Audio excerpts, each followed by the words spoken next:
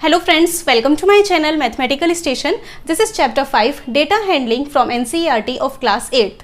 इस वीडियो से हम इस चैप्टर के एग्जाम्पल क्वेश्चन से स्टार्ट करेंगे. First one is example 1. Adjoining pie chart gives the expenditure in percentage on various items and savings of a family during a month. Means एक family एक month में अलग अलग आइटम्स पे कितने परसेंट एक्सपेंडिचर करती है और कितनी सेविंग करती है, ये सब इन्फॉर्मेशन गिवन है हमें इस पाई चार्ट में. अगर हम ट्रांसपोर्ट की बात करते हैं तो फैमिली एक मंथ में अपनी टोटल इनकम का 5% ट्रांसपोर्ट पे खर्च करती है. Similarly 10% house rent. Education for children 15%. Family एक मंथ में अपनी इनकम का 15% बच्चों की पढ़ाई पे खर्च करती है. 25% फूड के लिए. 10% क्लोथ.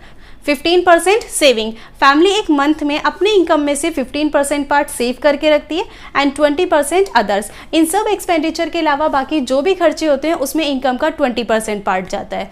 अब इस पाई चार्ट के साथ हमें कुछ क्वेश्चंस गिवन है जिनका आंसर हमें इस पाई चार्ट की हेल्प से देना है.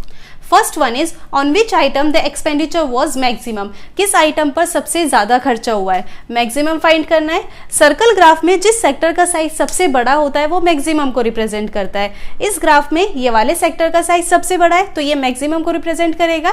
कौन सी आइटम के लिए, फूड के लिए. मीन्स फूड पे सबसे ज़्यादा खर्चा हुआ है. हम इसको नंबर से भी चेक कर सकते हैं. ट्रांसपोर्ट पे 5%, हाउस रेंट पे 10%, एजुकेशन फॉर चिल्ड्रन पे 15%, फूड पर 25%, क्लोथ पर 10%, सेविंग पर 15%, अदर्स पे 20%. सबसे ज़्यादा क्या है इसमें, 25. कौन सी आइटम के लिए, फूड के लिए. मीन्स फूड पे फैमिली सबसे ज़्यादा खर्च करती है. Answer is expenditure is maximum on food. Food पर सबसे ज़्यादा खर्चा हुआ है.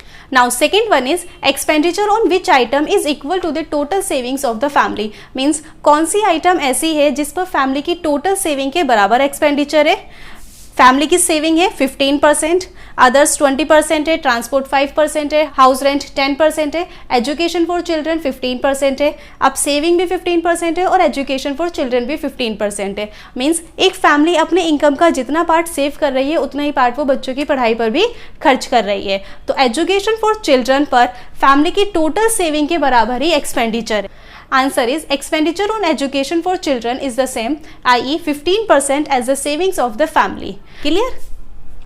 Now third question is if the monthly savings of the family is rupees 3000, what is the monthly expenditure on cloth? Means अगर family की monthly saving 3000 rupees है तो monthly expenditure cloth पर कितना होगा. Solution start करते हैं. Monthly saving कितनी है, 15%, that is 3000 rupees. 15% represents rupees 3000. 15% 3000 rupees को रिप्रेजेंट कर रहा है. Therefore 1% represent 3000 upon 15. अगर 15% 3000 रुपीज़ को रिप्रेजेंट करेगा तो 1% 3000 अपॉन 15 रुपीज़ को रिप्रेजेंट करेगा. और हमें फाइंड करना है कि क्लोथ पे कितना एक्सपेंडिचर है. क्लोथ के लिए एक्सपेंडिचर है 10%, तो 10% कैलकुलेट करेंगे. 10% रिप्रेजेंट 3000 अपॉन 15 मल्टीप्लाई बाय 10. इसको सॉल्व करेंगे. 5 2 ज़ा 10, 5 3 ज़ा 15, 3000 डिवाइड बाय 3 मल्टीप्लाई बाय 2, 3 1 ज़ा 3, 3000 को 3 से डिवाइड करेंगे 1000, 1000 multiply by 2 is 2000. So 10% represent करेगा 2000 रुपीज़ को. क्लोथ्स पर 2000 रुपीज़ का एक्सपेंडिचर है. इसके लिए आंसर होगा एक्सपेंडिचर